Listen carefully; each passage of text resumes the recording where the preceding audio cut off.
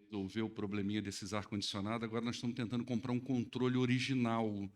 O rapaz já indicou para a gente qual que é e a gente consegue regular a temperatura de forma que fique agradável para todos nós, ok? Que Deus abençoe a sua vida. Queridos, abre aí a sua Bíblia no livro de Atos, mas antes eu queria comunicar algumas questões. A primeira delas é que no dia 18 nós temos o evento das mulheres. Eu já não sei se tem vaga ainda, não sei se a Lívia está aqui dentro do templo. Ainda tem vaga, então você pode participar, mesmo não tendo participado dos cursos, ok? Você pode participar do evento. Vai ser às 3 horas da tarde. Tem um buffet depois que custa R$ 70. Tá? Eu não sei se pode participar de um e não participar de outro, aí eu não tenho como lhe dizer, tá bom? O Ministério de Introdução, nós tivemos uma reunião na semana passada e nós estamos tentando viabilizar um pouco mais o trabalho da introdução no sentido de ser bom para os irmãos, né? Não só para os irmãos, mas ser bom também para aqueles que são membros da igreja e aqueles que ainda não são e que nos visitam. Eu não sei se você já notou, hoje, graças a Deus, a gente tem visitantes que vêm de manhã, visitantes que vêm à noite, e nós temos que ter um olhar necessariamente para esses que vêm nos visitar. Então, duas atitudes nós pensamos e precisamos muito da ajuda de vocês, dentre várias que nós conversamos, né? Uma delas tem a ver com aquela área de estacionamento ali na frente, né? Ali tem uma rampa de acesso, embora pouco usada, mas ela é uma rampa de acesso para nós, mas não é nem só pela rampa de acesso. Nós estamos entrando agora num mês de muitas chuvas, né? Os irmãos já perceberam como é difícil, às vezes, a locomoção de uma pessoa que chega com criança, às vezes é um idoso que chega na igreja, tanto para chegar quanto para sair. Quando está chovendo é um pouquinho complicado. Então, nós pensamos em deixar aquela área ali, criar esse hábito de deixar para embarque e desembarque dessas pessoas, né? Então, tanto chegou, a pessoa parou ali, sabe que tem aquele espaço, ela consegue entrar, desembarcar a pessoa e sair para estacionar o carro onde ela quiser. Depois consegue fazer o mesmo percurso para recolher a pessoa novamente. Isso depende muito da ajuda e do bom senso de todos, né? Outra coisa que nós queremos pedir também aos irmãos, bem encarecidamente, é em relação aos posicionamentos nos bancos, né? Se vocês puderem, dentro da medida do possível, isso é só um pedido, tá? Evitar ocupar demais os últimos bancos da igreja. A gente que é da igreja, ocupar mais os primeiros bancos. Às vezes o visitante chega aqui na igreja, a gente tem que pôr ele aqui. Gente, isso é muito constrangedor para um visitante. Já é difícil para o camarada aceitar vir aqui, né? Quando chega aqui, ele tem que fazer uma passeata no meio da igreja e chegar aqui no primeiro, segundo banco, que já não é lá essa coisa tão confortável assim, né?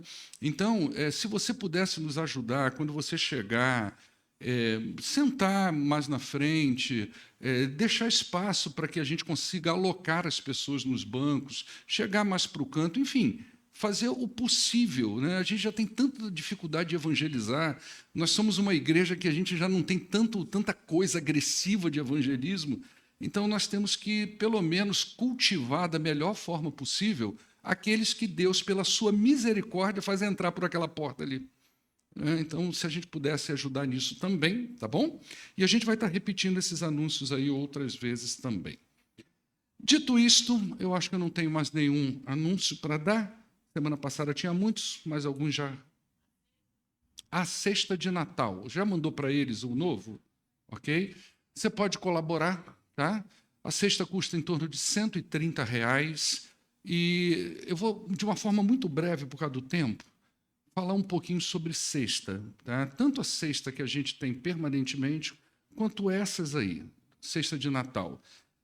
No ano passado, a gente percebeu uma questão que nós não gostaríamos que repetisse.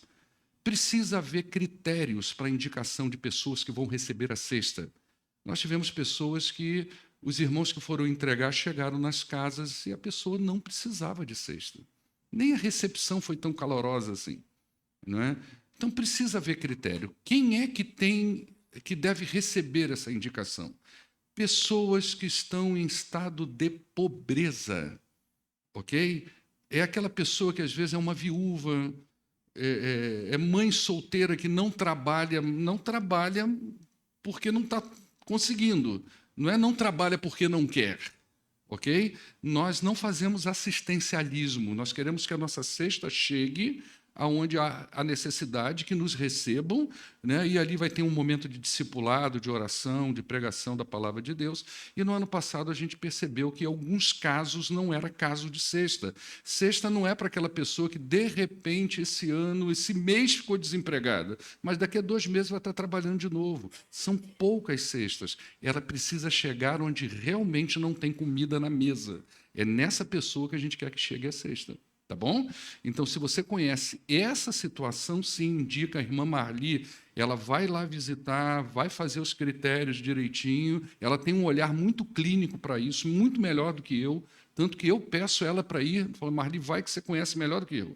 Né? E quando ela vê realmente a necessidade, aí sim há um momento. Porque depois que você dá a cesta, quando você vai tirar, fica traumático.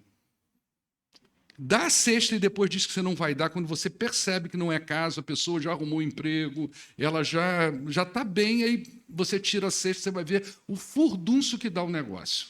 Né? É aquela velha história, você pensa que o pedreiro é pobre, até o dia que você tem que contratar ele para fazer a sua obra. O meu chegava de Toyota Corolla. E ainda queria botar o carro dentro da minha garagem, o meu ficava do lado de fora no sol. E aí de uma poeira que caísse naquele carro. Um dia o gesseiro chegou na obra, botou o capacete em cima do carro dele, ele virou uma arara. Vamos lá, gente. Atos, capítulo 2. Né? Então,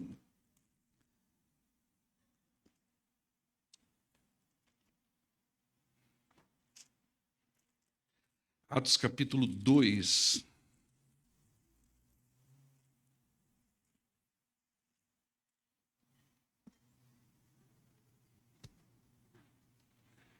A partir do verso de número 14. A palavra de Deus diz assim: Então Pedro levantou-se com os 11 e, em alta voz, dirigiu-se à multidão, homens da Judéia e todos os que vivem em Jerusalém. Deixe-me explicar isso. Ouçam com atenção. Estes homens não estão bêbados, como vocês supõem.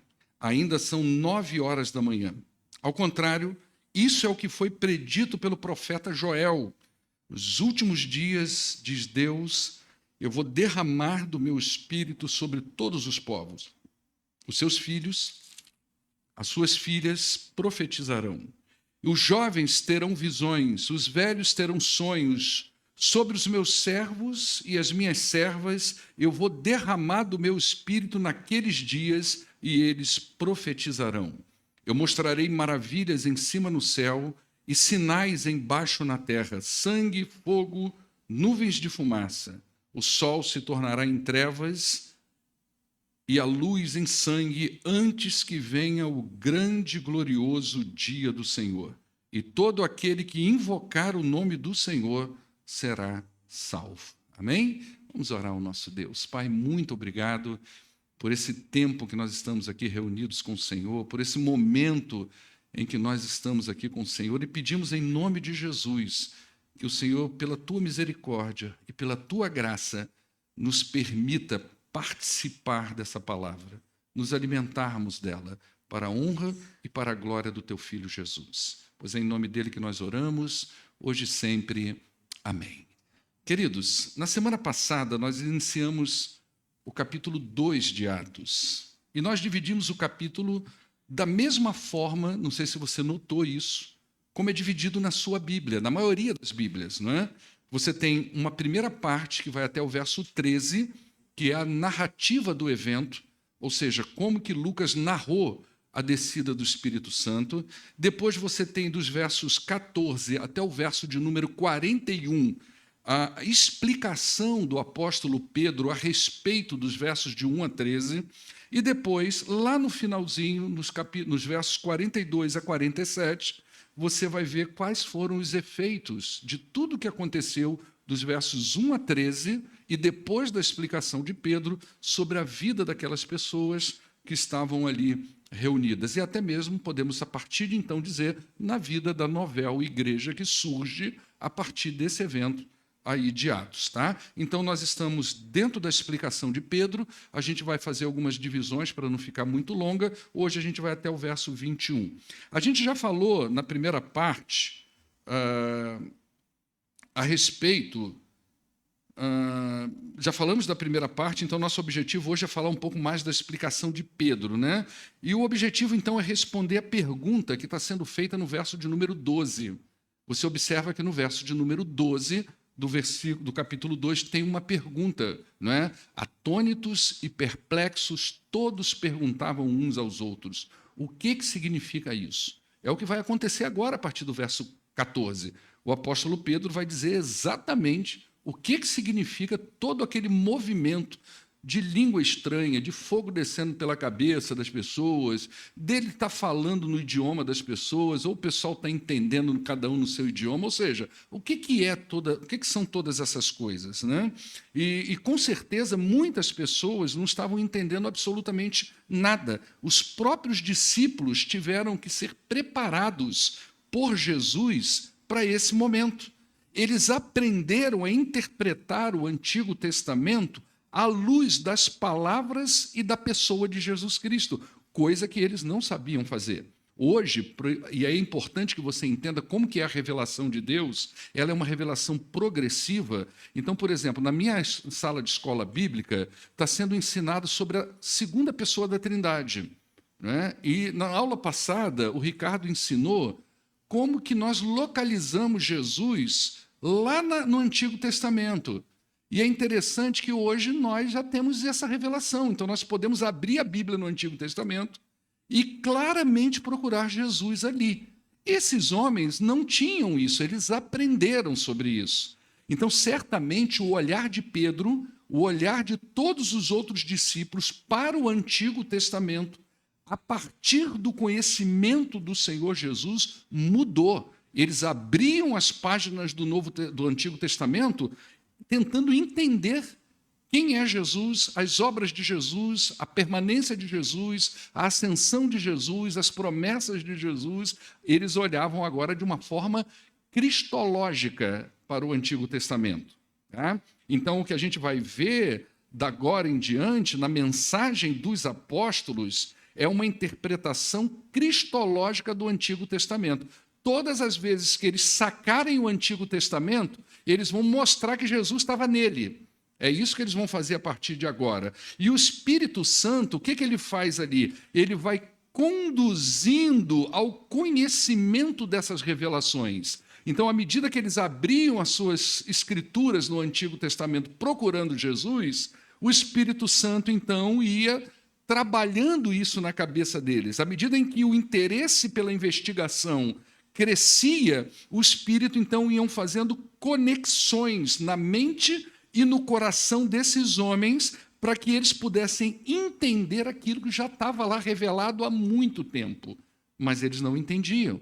E o Espírito agora traz uma luz sobre esse texto. É nesse sentido que nós oramos ao Senhor, muitas vezes, antes de estudar a Bíblia, pedindo a iluminação dele. É nesse sentido que a teologia separa dois termos. Um é a inspiração do Espírito, ou seja, o Espírito Santo inspirou homens santos para escrever as Escrituras. Agora, o Espírito Santo não inspira mais, não há mais inspiração. Poxa, o pastor estava inspirado naquela mensagem. O Espírito Santo inspirou o pastor. Não, não é mais assim que funciona. Hoje, nós oramos para que haja o processo de iluminação. Ou seja, aquele que inspirou a escrever precisa lançar luz sobre o texto para que eu e você consigamos entender o que está escrito aqui nesse texto.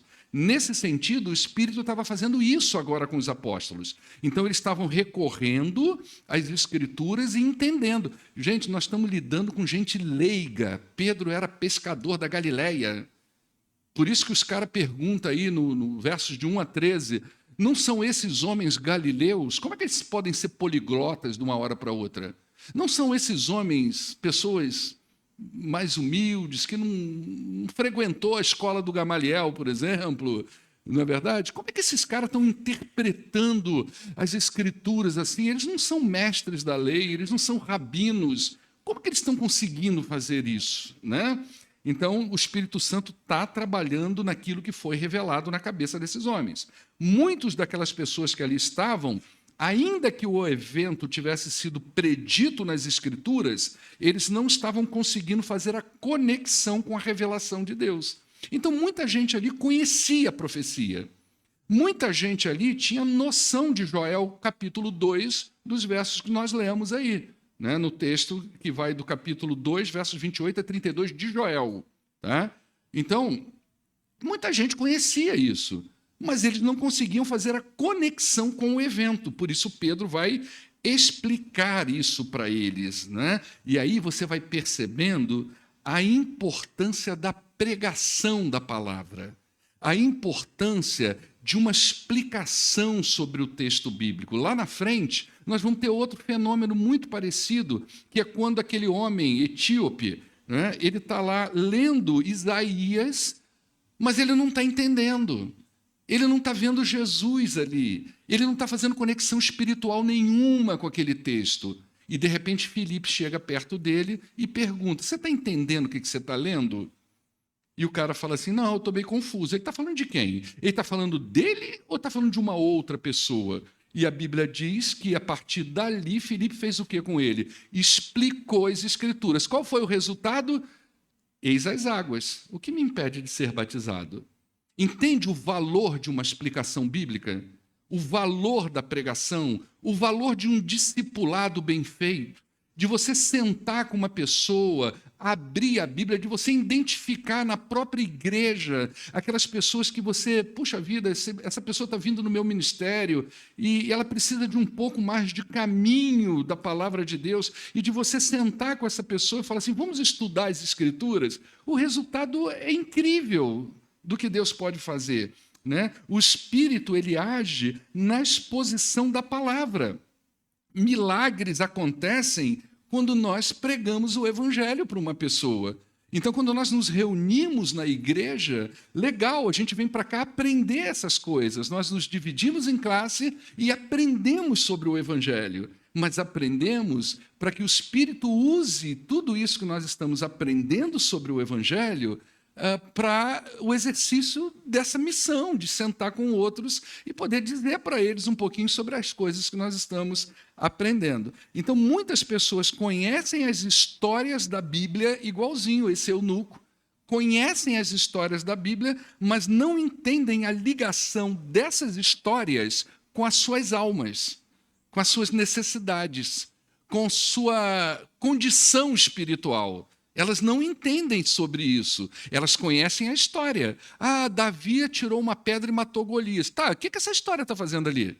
Ela está ali só para eu falar que com uma pedrinha ou com 5 pedrinhas eu posso vencer todos os desafios da minha vida? Será que é por isso que o Espírito Santo botou essa história lá? Olha, Noé construiu uma arca e botou um monte de bichinhos. Será que ele está ensinando a gente a fazer barco?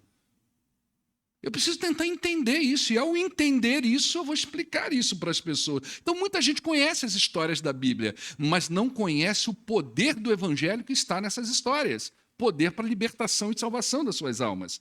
Muitas pessoas conhecem essas coisas. Para muitos crentes, isso já é complexo. Imagina para uma pessoa não convertida. A igreja está cheia de crente que só conhece a história da Bíblia, mas não conhece realmente os efeitos do poder do Evangelho que discorre sobre as histórias da Bíblia. Imagina para uma pessoa que não conhece o Evangelho. Como que isso é muito mais complexo. Né? E aí, resultado disso, então, que no verso 14, a Bíblia diz que Pedro se levantou com os 11, né? Então, provavelmente, você imagina a cena, tem ali uma multidão de gente, Pedro se levanta, devia estar sentado, agachado, sei lá, e 11 levanta junto com ele. E vamos começar agora, então, a explicar isso. E ele diz, em alta voz, ele se dirige à multidão e diz, homens da Judéia e de todos que vivem em Jerusalém. Deixa eu explicar essas coisas para vocês. Deixa eu responder o que está no verso 12. Deixa eu responder o que vocês estão pensando aí. O que significa isso? Tá? Então, a primeira coisa que Pedro faz é explicar o evento, só que ele faz isso à luz de uma profecia do Antigo Testamento. É a partir daí que o Espírito de Deus vai conduzir como Pedro vai falar. Gente, isso aqui é fundamental para o processo de discipulado e de evangelização de uma pessoa. Presta atenção, contar testemunhos é muito bom, mas você tem que ter muito cuidado quando você senta com uma pessoa e tenta evangelizá-la a partir do seu testemunho. Eu já vi casos aqui nessa igreja da pessoa contar o testemunho dela e parece que ela estava gostando do que ela era. Parece que ela estava sentindo um certo prazer em contar quem ela era.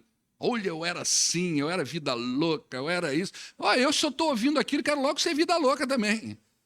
Olha que beleza isso, hein? Não é? Que coisa boa. A pessoa falava com sabor na boca do que era. Não, tudo bem, você pode falar do seu testemunho, mas o evangelho tem que aparecer. A melhor coisa é a gente falar de Jesus a partir das Escrituras, da palavra.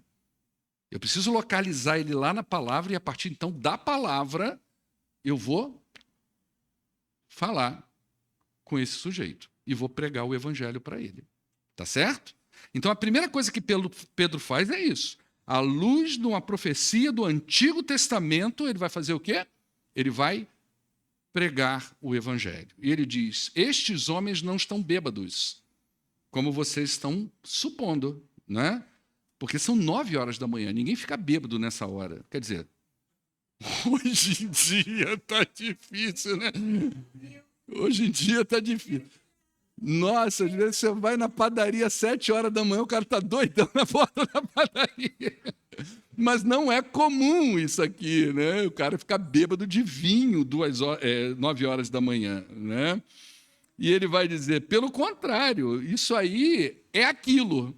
Isso é uma premissa de tradução baseada em alguns achados do Mar Morto, que fala das cavernas de Qumran, que fala muito dessa coisa, da forma de tradução, né? O Perchá, acho que esse é o nome. Olha, isso aqui, ó, é uma forma prática de explicar. Então é o que Pedro está falando. Olha, isso que vocês estão vendo é o seguinte, é isso aqui o quê? Aí ele vai dizer exatamente o que foi dito pelo profeta Joel. Então ele vai dizer, ó, o que está acontecendo aqui é o que está escrito em Joel 2, versos de 28 a 32, tá certo? Então ele está dizendo o seguinte, isso que vocês estão testemunhando com os olhos de vocês, com os ouvidos de vocês, é o que está escrito lá em Joel, é o cumprimento da profecia de Joel, é isso que está acontecendo agora, é o que está acontecendo agora, é isso que ele está dizendo, tá? Logo depois, então, ele vai citar o texto. E, ao citar o texto, ele vai inferir algumas explicações. Vamos fazer o seguinte, para que você que gosta de entender um pouco mais a coisa, vamos fazer o seguinte. Aqui vai estar Atos 2, tá? Versos 16, é isso? É aí que... Isso, aí, 2,17. Mas se você quiser abrir a sua Bíblia em Joel, capítulo 2, versos 28 a 32, você vai ver que tem diferença aí, pouquíssimas, mas significativas. Tá? Então, você que gosta de estudar um pouquinho mais, gosta de acompanhar as coisas, você vai ver um pouquinho, você vai acompanhar na sua Bíblia a profecia original e aqui na televisão ela dita por Pedro. Tá?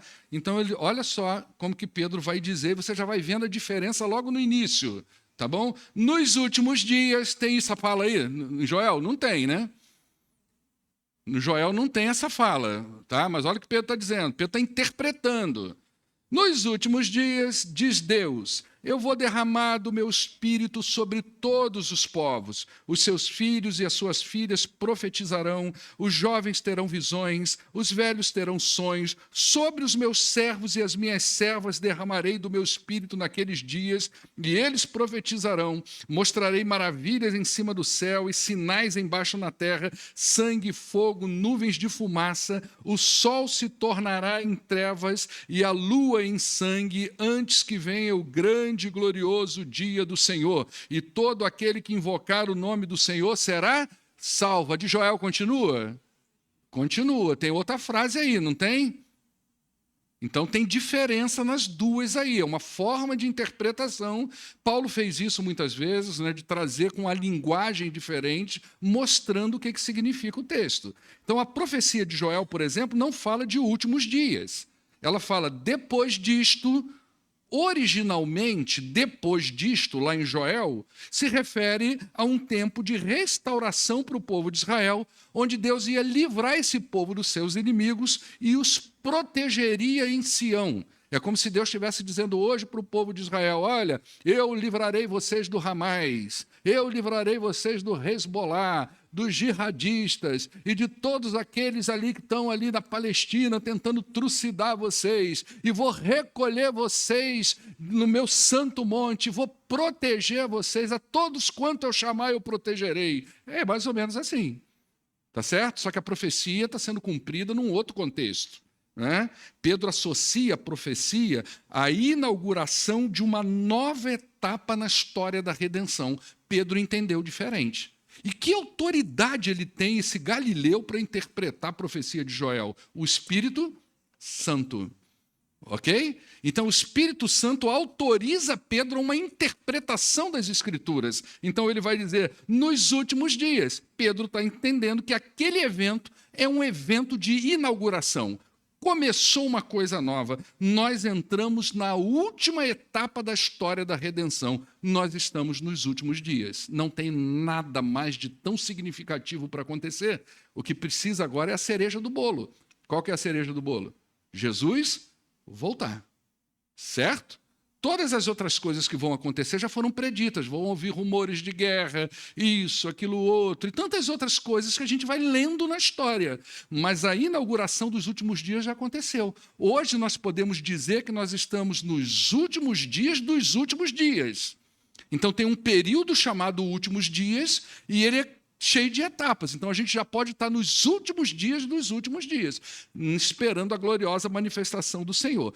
Esses últimos dias, então, se refere, no pensamento de Pedro, ao tempo entre a ascensão de Jesus e a volta dele. Pedro está dizendo, inaugurou.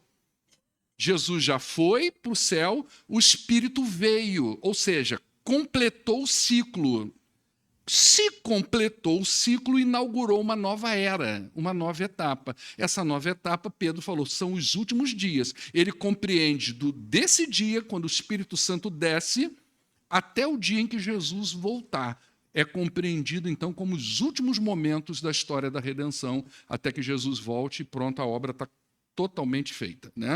Então, o derramamento do Espírito se refere à entrada nesse período. A igreja é inaugurada nessa brecha.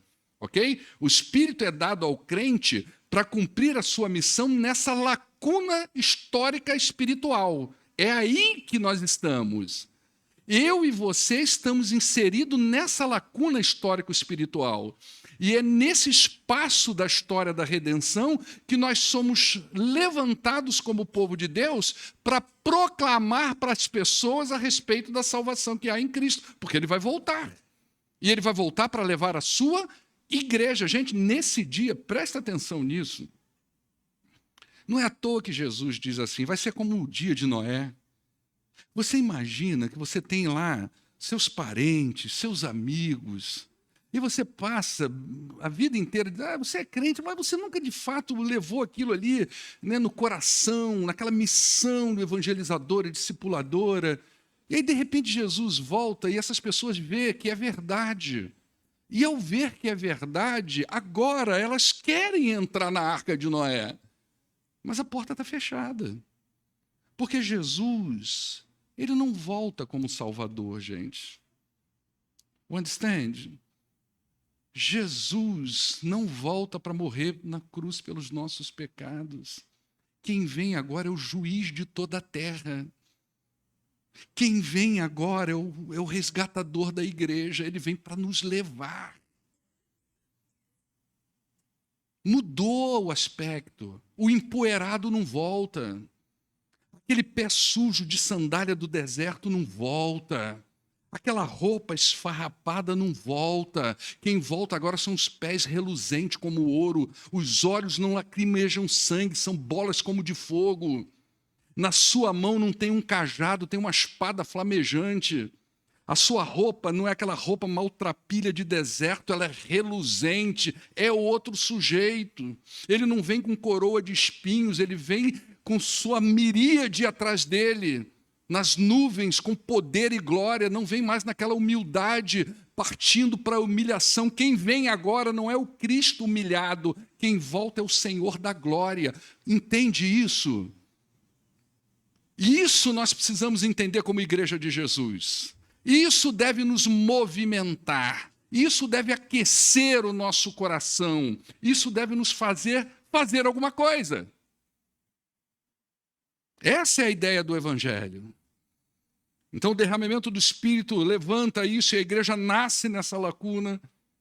E por essa razão, Jesus, durante 40 dias depois da ressurreição, ele trabalhou a mentalidade daqueles discípulos e deixou claro para eles qual é a razão pela qual eles estariam recebendo a maravilhosa dádiva do Espírito. Jesus trabalhou isso no capítulo 1 com eles.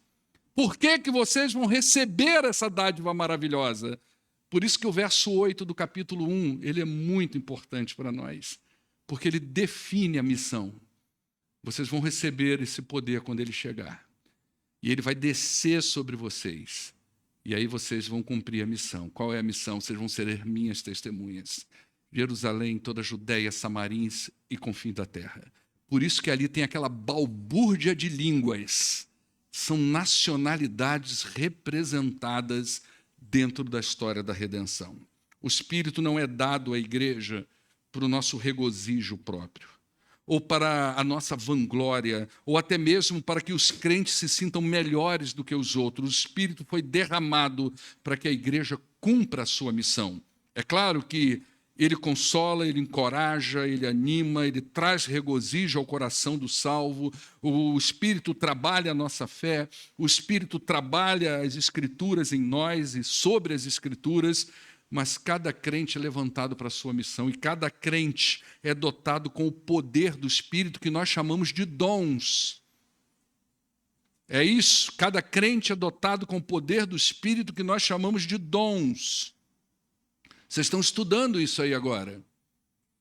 Você acha que essa lição entrou aí o quê? Para confundir vocês? No início da lição, um monte de vozezinhas. Vou nem falar 2 vezes, não. Um monte de vozezinhas. De fleumático, de pneumático, de trocar pneu de carro. Não tem nada a ver, psicologia na igreja, não. Não é sobre isso. Você precisa pelo menos entender um pouquinho de você mesmo, para entender o que Deus está fazendo com você. Por isso que a gente tem tanta gente certa no lugar errado, mesmo na igreja. Porque a pessoa não se conhece, não se entende, não entende da sua personalidade, dos seus traços, e ela vai para um lado, ela é a pessoa cheia de potencial, mas vai para o outro lado. E vai para o outro lado, dá problema lá. Porque quando a gente está fora do eixo, o carro, a gente vai fazer ele andar devagar, não tem jeito. Então, o Espírito, ele nos dota de dons para que juntos, presta atenção nisso, juntos, nós alcancemos um objetivo. E qual que é o objetivo da igreja? É fazer o que Jesus mandou fazer. O objetivo da igreja não é ser do jeito que você quer que ela seja, que faça o que você quer que ela faça, que pense o que você quer que ela pense. O objetivo da igreja é fazer o que Jesus mandou fazer. Ponto. Não tem conversa isso, gente. Toda vez que a gente começa a querer imprimir na igreja os nossos pensamentos, os nossos desejos, o que nós achamos sobre tudo, sobre o mundo, sobre a vida, sobre sentimento, nós vamos arrumar problema. Agora comece a fazer o que Jesus mandou fazer, você vai ver que resolve tudo. Essa é a nossa missão. Pedro prossegue na explicação, citando o texto como ele é, a partir desse primeiro ponto aí. E depois que ele cita o texto, como a gente leu, você viu que não tem diferença, ele só abre diferente e fecha diferente. O miolo é igual. 2 pontos são importantes na citação de Pedro e que podem ser destacados também na profecia de Joel. O primeiro deles, olha, o Palmeiras ganha, ninguém traz água para mim. Não tem um palmeirense. Os palmeirenses, quando o Flamengo ganhou, toda hora vinha com a garrafa d'água. Agora estão se sentindo soberbo, né? Não, o São Paulino foi lá. Então, veja bem, 2 coisas importantes que a gente vê na profecia de Joel. Primeiro, a abundância e a irreversibilidade. O Espírito não é derramado em doses homeopáticas. Ele vem para completar. Você não tem meio dom. O Espírito é derramado em abundância sobre a igreja. Toda a igreja tem tudo. Até a igreja mais confusa do Novo Testamento, Paulo falou que eles eram ricos em dons. A igreja mais confusa, a igreja mais, vamos dizer assim, pecaminosa, não é? Quando o povo, obrigado, Vitor, o povo naquela época queria falar que uma pessoa era muito pecadora, dizia assim, você é corintiano. Continua, pecador? Falava que a pessoa era corintianizada. Viu, Maurício? Muito pecador, tá vendo? Ainda bem que se arrependeu dos seus pecados, né? Mas... Eita, nós! Então, mesmo assim, foi um derramamento do Espírito, né? E aquilo que é derramado em abundância não volta, é irreversível. Se eu derramar esse copo d'água, essa água não volta para o copo de jeito nenhum. E esse Espírito é derramado sobre a igreja e não tem como mudar isso mais. A igreja recebeu, e recebeu na sua plenitude. Há outro aspecto destacado aqui nessa profecia é a universalidade do derramamento, né? Ele foi derramado sobre toda a carne. Essa era a ideia da profecia. É claro que isso precisa ser entendido. Não é que o Espírito foi derramado a qualquer pessoa indiscriminadamente. À luz da revelação bíblica, nós entendemos que o Espírito é dado quando a pessoa converte. Existem critérios. O Espírito é dado aos que creem. Mas toda a carne aqui vai enfatizar que o Espírito agora pode ser concedido a qualquer pessoa que crê. Por isso que Pedro nem quis pôr a última parte de Joel. Ele quis mostrar assim, ó, gente, é para geral. É para toda a carne. Tem gente de tudo que é lado aqui, tem gente de vários idiomas. Não é? Ele não foi concedido apenas a uma elite espiritual. Ele não foi concedido apenas aos apóstolos. Ele foi concedido a toda a carne. Presta atenção, você sabe o que isso significa? Que eu e você partilhamos do mesmo Espírito. Que eu e você temos semelhanças e diferenças. Que o pastor não é o receptor único do Espírito de Deus. Que o pastor não é mais do que você, porque ele é pastor. O pastor tem um dom. Ele recebeu um chamado de Deus para um ministério específico, assim como você também recebeu. É que talvez alguns não pegaram ainda no cabo da nau, né? Mas o Espírito lhe deu dons a todos, cada um no seu quadrado. Ok? Ao Paulo Marcos da Silva, aprove ao Senhor chamar para o ministério da palavra e do ensino. Para outros, o Espírito chamou para outra coisa. Uns chamam para música, outros chamam para introdução, que, aliás, está com inscrições abertas, se você quiser, tá? Para introdução, outros chamam para a escola bíblica dominical, outros chamam para o diaconato, outros chamam para trabalhar com criança, mas o Espírito é o mesmo. Cada um fazendo a sua parte vai dar certo. Agora, se eu sair daqui, eu sou pastor da igreja. Beleza. E além de ser pastor, tem um outro problema comigo. O estatuto diz que eu sou presidente da igreja. Então tem muito poder envolvido, muita autoridade, muito mando. Quero cantar no louvor. Quero cantar. Vou cantar no louvor. Gente, não vai dar certo. Vai estragar relacionamentos. Vai estragar a música. Até Deus vai virar a cara e vai dizer, meu filho, pelo amor de mim mesmo, sai daí. Não dá. Então a gente tem que entender onde Deus coloca a gente. A pior coisa que a gente faz é forçar um lugar. Isso não dá certo em lugar nenhum, não é só na igreja, em lugar nenhum esse troço dá certo.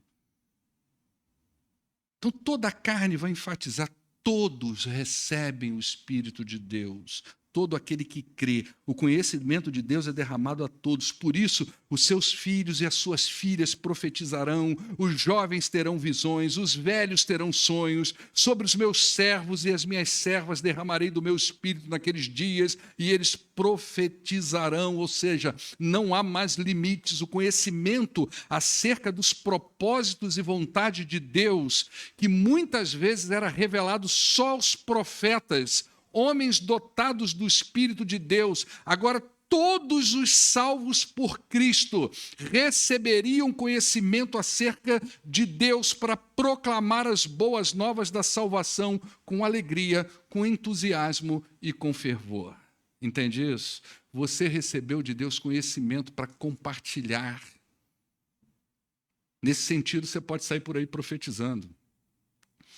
Nesse sentido, todos podem falar a respeito das coisas de Deus revelada.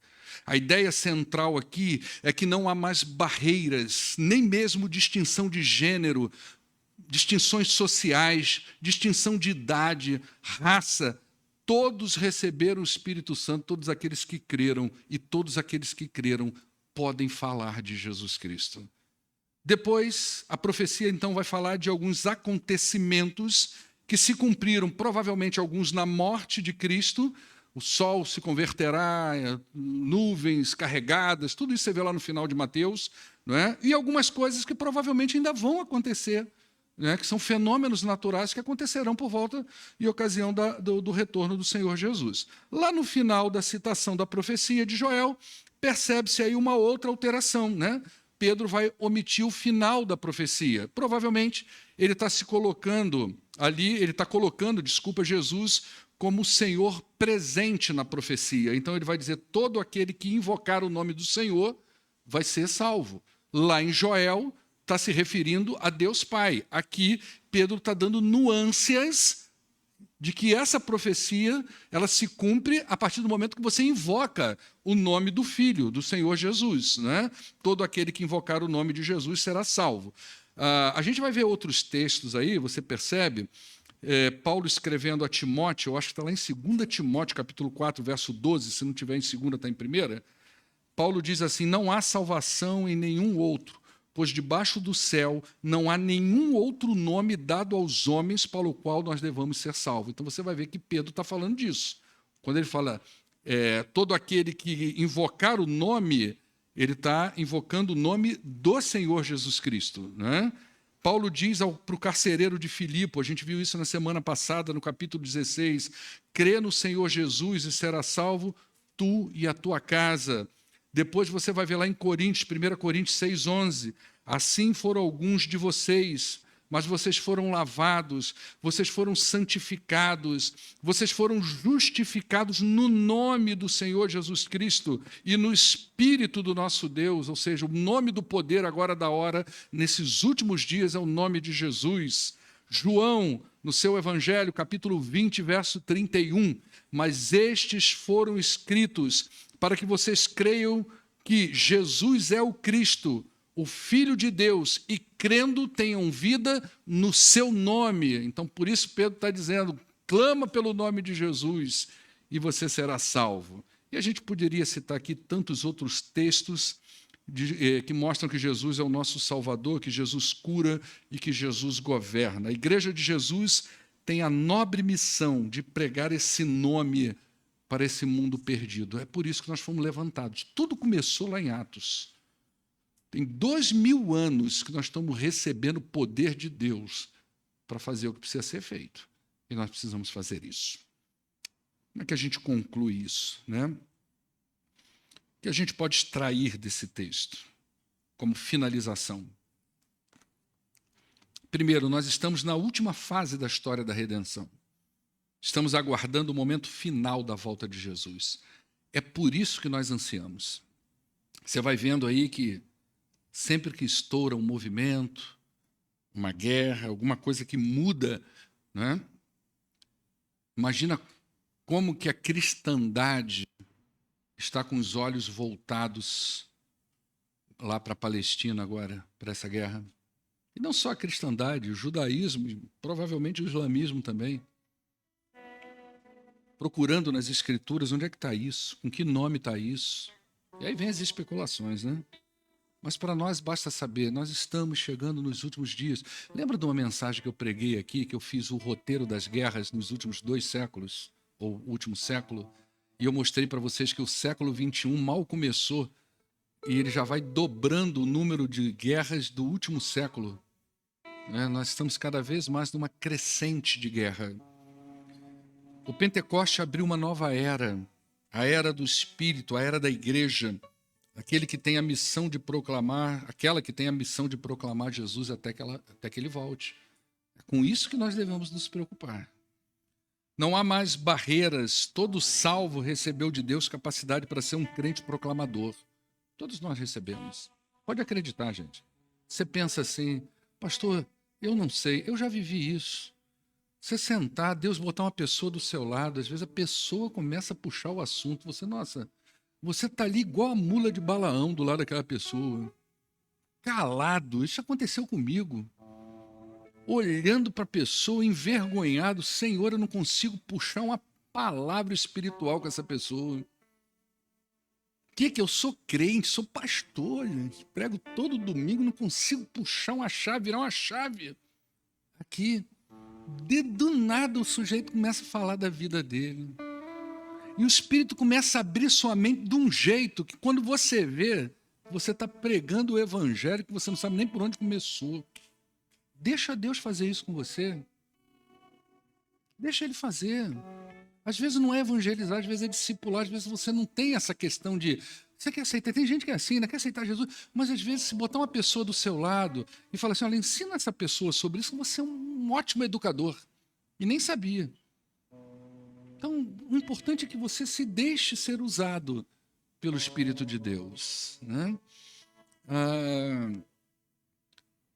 O Espírito pode até trabalhar muito mais na vida da gente. O crente ele pode esconder o seu talento, mas ele recebeu talento de Deus, ele recebeu o dom de Deus. Depois ele dá conta lá com o Senhor do que ele fez com esse negócio. Mas que ele recebeu, ele recebeu. Né? Vamos falar de Jesus até que Jesus volte. Tá certo? Não adianta a gente olhar para a nossa igreja, está tudo pronto, nós estamos nos últimos dias. O banco já foi trocado, o ar-condicionado já foi consertado. Muitas das questões complexas da nossa igreja já foram resolvidas para a glória de Deus, com todos os trâmites mal entendidos. Sei lá o que pode chamar, mas o troço foi resolvido. Muita coisa. Estamos com um povo novo, uma igreja nova. Agora, vamos fazer o que tem que ser feito. A gente quer ver a igreja cheia, quer ver gente salva. Não é a igreja cheia por estar cheia. Não é sobre isso. É sobre salvação. Você quer ver gente salva aqui dentro, glorificando a Deus? Nós temos que fazer o nosso trabalho. Amém? Vamos ficar de pé. Né, Tony? O que você está tocando aí, Tony? Grande é o Senhor. Ó. Isso aí. Maravilha.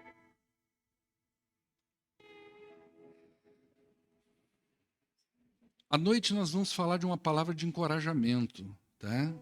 A ideia do culto da noite é fortalecer a sua fé.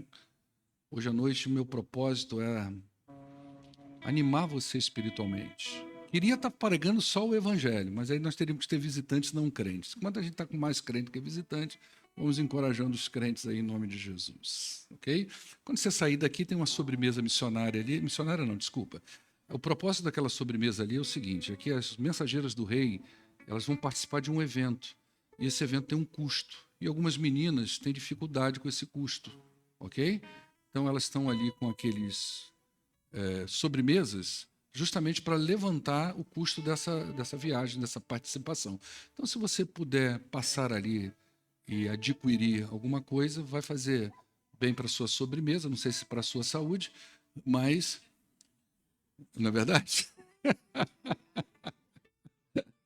Come à vontade. Para quem está nessa rota de pizza, eu estou numa rota de pizza desde sexta-feira, gente, que eu estou comendo pizza.